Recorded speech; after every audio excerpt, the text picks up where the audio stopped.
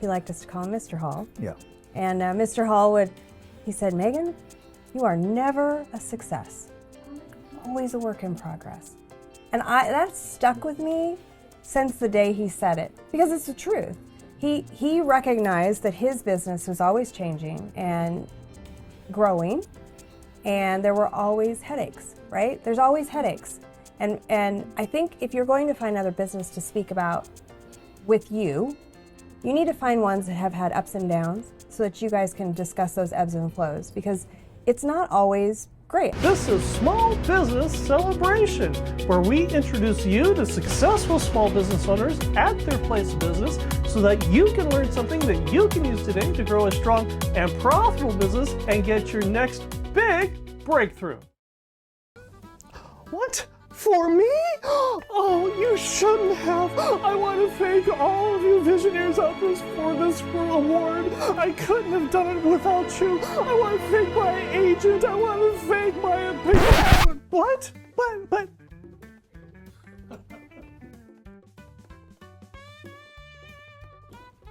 Thanks. Welcome to another fantastic episode of Small Business Celebration. We're going to be talking about, okay, you've become a business owner, finally, but suddenly people start treating you differently. How do you handle that? We're also going to be talking about, okay, I need to get advice from other business owners who are smarter than I. How do I go talk to them? Well, to guide us through all that are this week's guests. It's Randy and Megan Raymond, the owner of Raymond's Trophies and Awards. Welcome to Small Business Celebration. Thank you. Thanks for having us. And for Visioneers who don't know who are you, and what is it that you do? I'm Randy Raymond, Raymond's Trophies and Awards. This is my wife, Megan. Hi.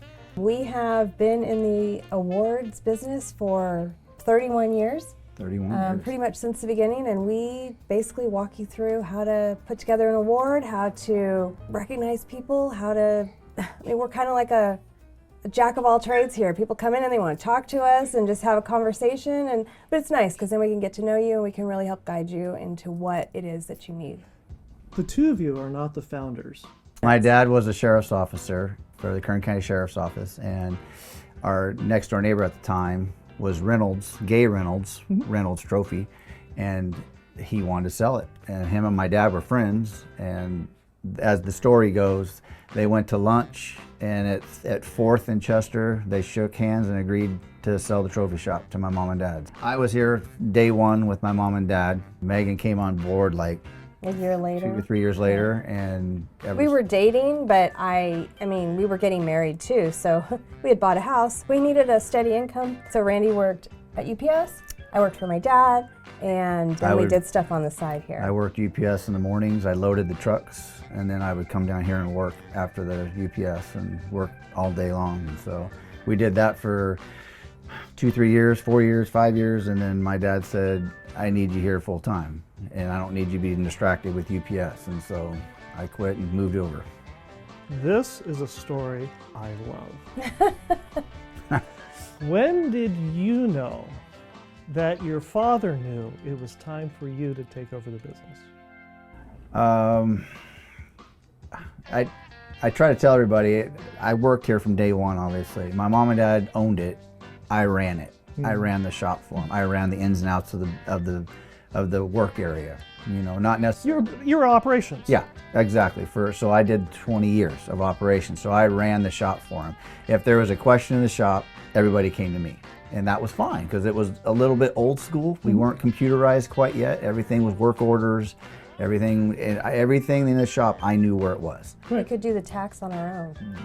Nice. As we grew, we got computers. Obviously, I lost touch with a little bit of the ins and outs of where everything was, but that's what computers are for. And then my dad called us into the office. At the time, it was me, my brother, and Megan. And he called us into the office, and we literally left the office, and we all looked at each other and said, did we just get chewed out? Or did we get the business? You didn't know which was which. No. We were like, what just happened? He was a big man. My dad was a big man. He's 6'4", 300 pounds. So, you know, we're standing across from the desk and we're like, you know, and it was like, you will take care of your mother and I. You will do this and you will do this and da da da. And literally after we were like, what just happened? Did we? I Are we grounded? I think we're business owners. Hey. So do we go back? That was back to work? What do we do? That was my dad to a T, though. Yeah. It was never, there was never, I'm proud of you, I love you. It was like, you will do this, you will do this. And It was kind of like we didn't even want to say anything. Yeah, I literally, we just stood there like, So. And for the business owner who wants to give an award to their best customers, the ones who want to give recognition to their employees, what are, in general, some of the things that are gift-giving that can give that recognition that's so deservedly earned? If it's a guy coming in and he wants to give something to somebody, an employee or whatever, I always say, would your wife want that in the house? And, I'm like, because I know I've won plenty of things at golf tournaments or whatever, and I'm like, yeah, my wife doesn't want that. Right.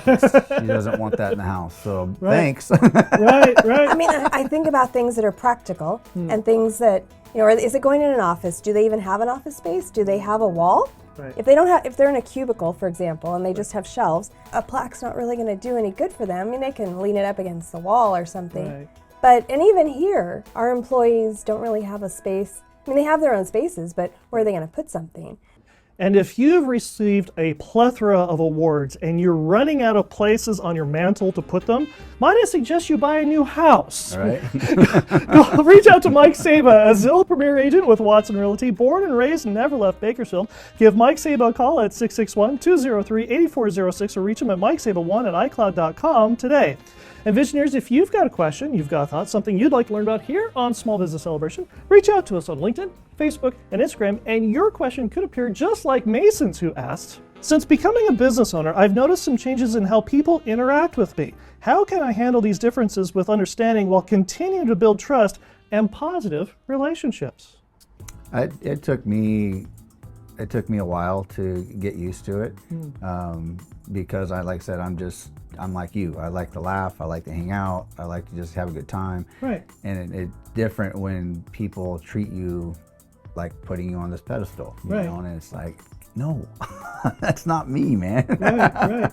So it took me a while, and then you go all the way to the extreme where you've got all this power, you've got all this money, Right. and I was on a couple of boards, and they I want Randy on there because he's an owner, a business owner. I want Right. him there, blah blah blah. So you go all the way to that other extreme, and then you've got to knock yourself back a little bit and say, okay, relax. You're just a dude. Come on back. Come back to reality. So I went through that period where I was up here and I had to knock myself down because I'm like, that's not you. Stop it. Did you help him knock him down?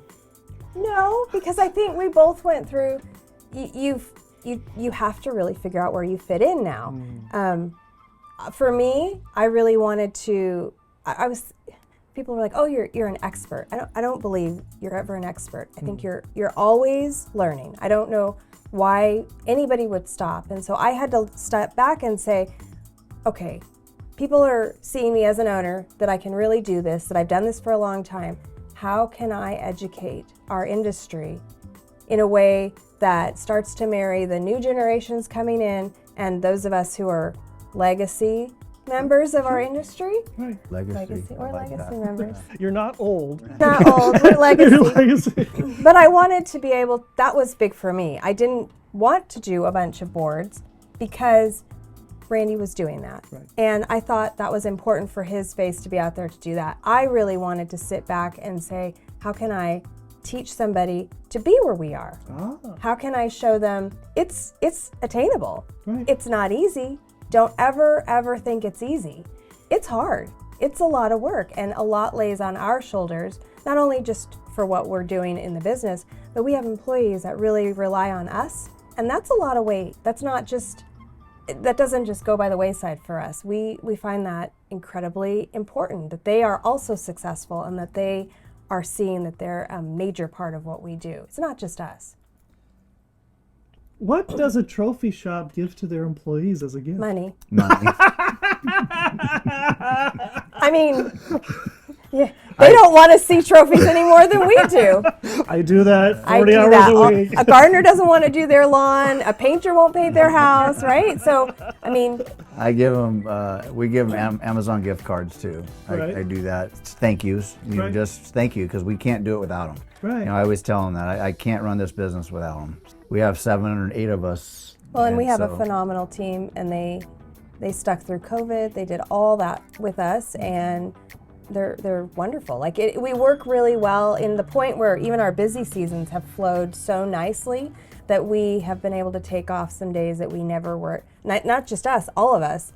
We can take off days that we were never allowed to before. So, Walk us through the process of when a business owner comes into Raymond's Trophies and they want to give something special, but they're not sure what it is. no, that's every single customer. Okay, all right. We have customer. I think, at least in my opinion, we have a list of questions that we should ask the customer. You know, who's it for? Why? What?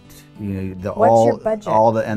And a very important one is what's your budget, because they're like, oh, you know, the guy's been here for 30 years. I'm thinking 35, 40 bucks. So $1 a year. I think more. Wow, sure. Put that into perspective. How Right. much did he make you? Right. Yeah. So when you just talk to, and I tell my employees, I can get away with more than you can talking to a customer.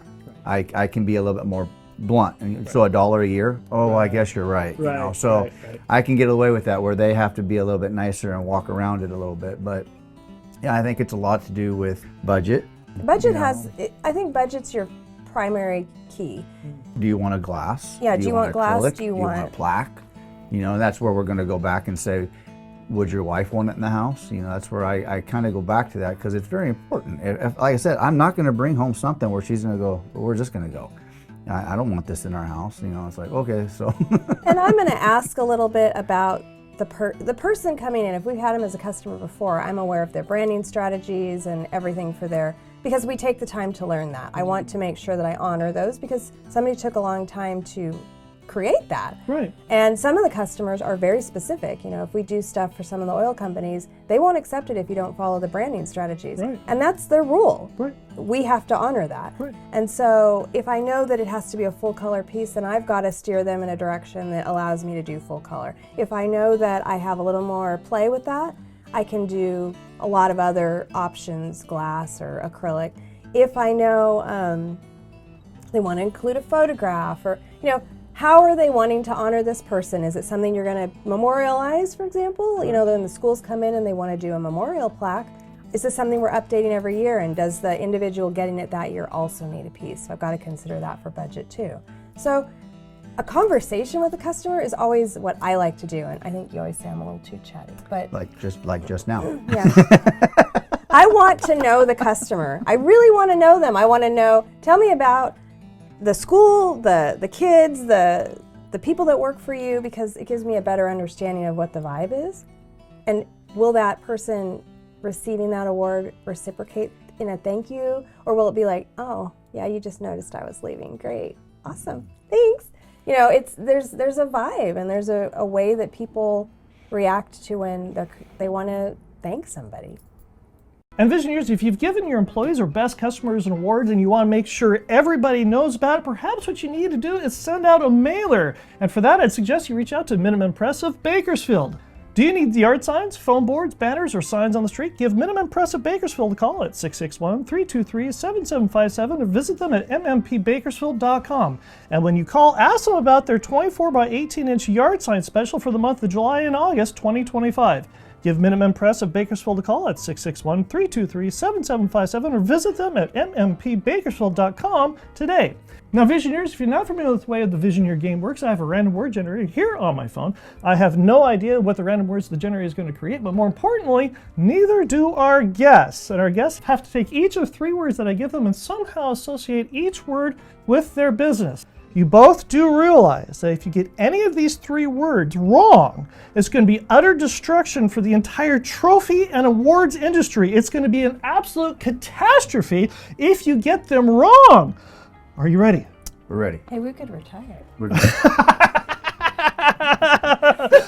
My plan isn't working. We're going to tag team this. The pressure. Okay, let's go. Okay, the first word is cave.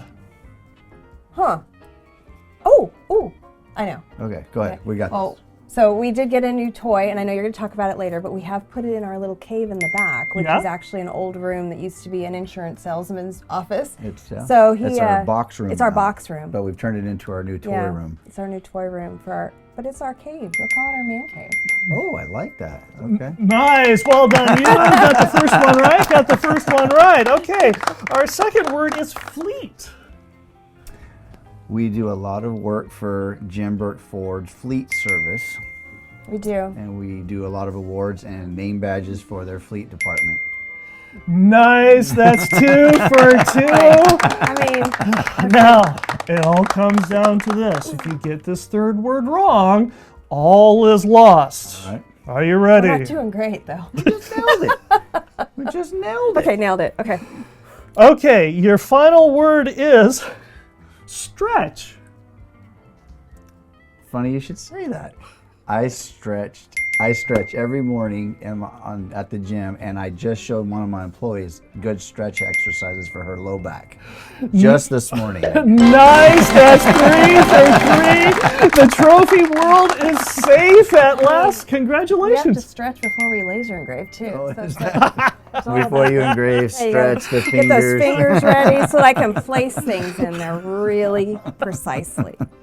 Well, now that you've had this life-changing experience here on Small Business Celebration and you saved the world, the trophy industry, because of your success, who would you like to thank for this?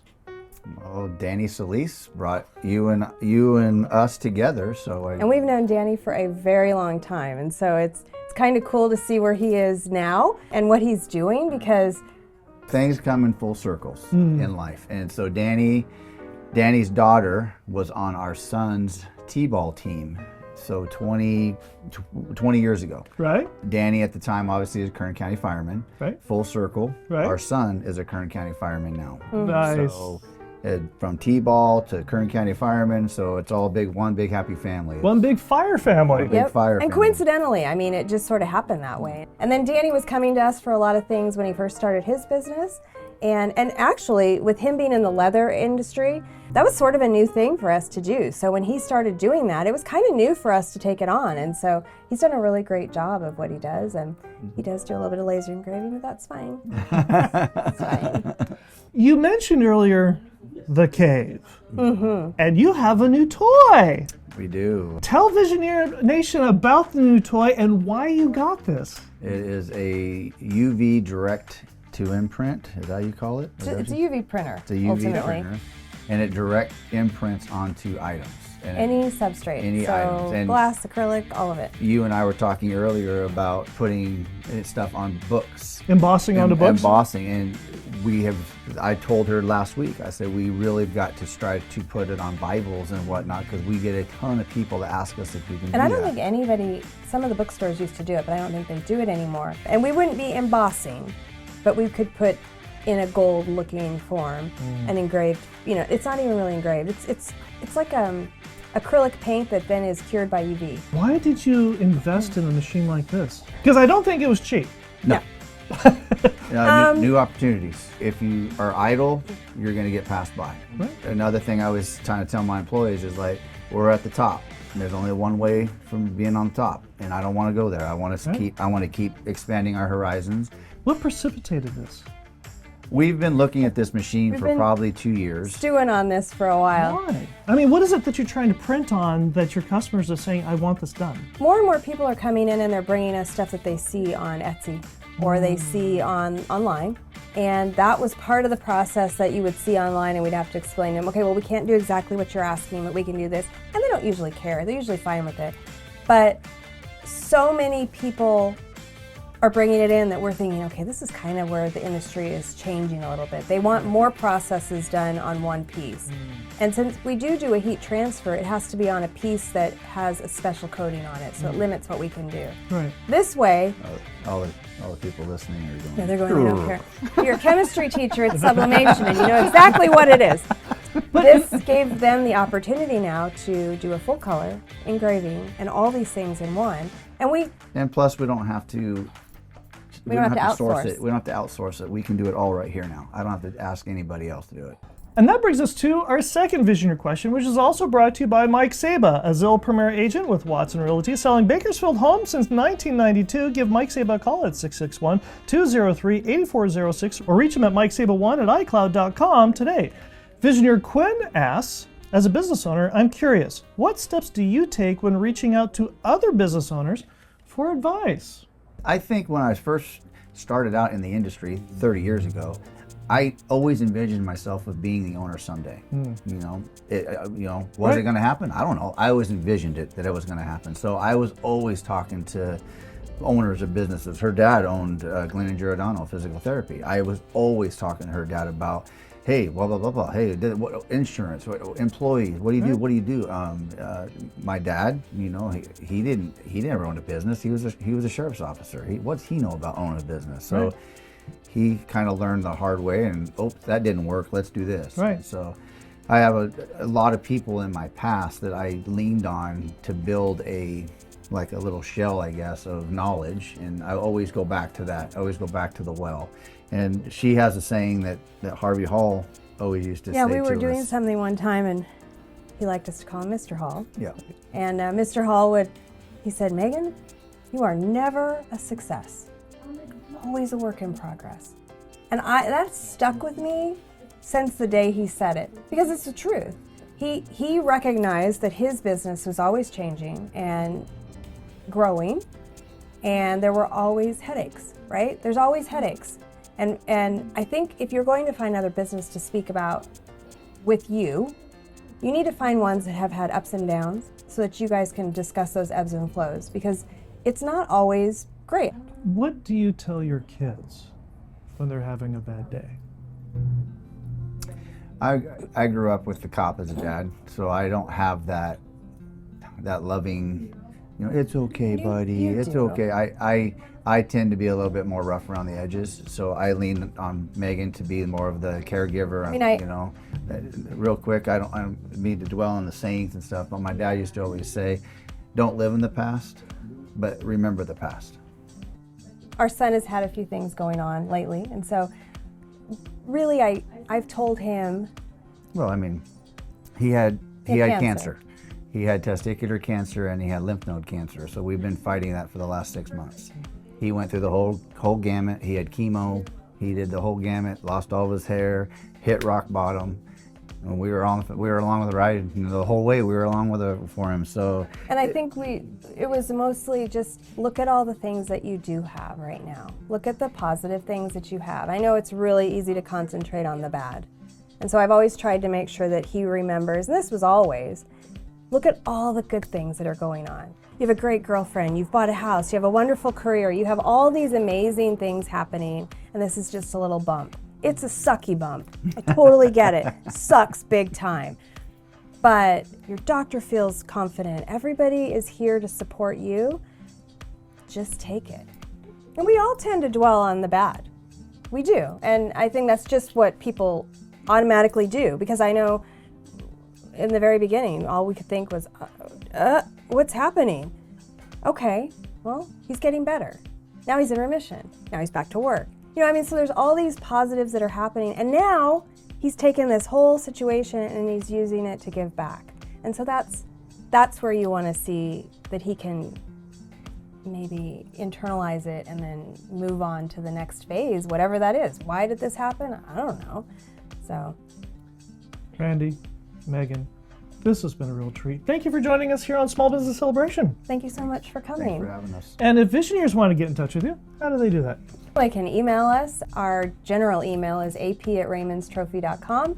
Somebody will always answer that. You can always talk to any of us in the store. You can call at 661-323-4015. Where are you can we? find us. We're at 3rd and Chester, 300 Chester Avenue. Fun fact, 300 Chester Avenue actually doesn't exist. It doesn't exist, but it does. And why doesn't it exist? Because our door used to be on 3rd Street. Yeah, so with 300 Chester Avenue, 60, 70 years ago, it was a diaper service. Diety diaper. And the drive-through was back behind us, and the front door was on the 3rd Street. So, technical speaking, 300 Chester Avenue. 3 blocks north of Brundage, on the east side of the street. forgotten downtown. No, I'm kidding. And you can find us on Facebook, Instagram, RaymondsTrophy.com. Which one of my employees has made it her life's mission to get our Instagram going. So we don't have a TikTok. She's I guess doing we really should have good a on TikTok. her life. I don't Instagram. really get No, the- we're stick with Instagram. Yeah, I don't really get the TikTok. That really dates me. You can dial up on your modem. You can do all of it. And I'll be right back with my final thought. Do well what others find uncomfortable. Do well what others find uncomfortable.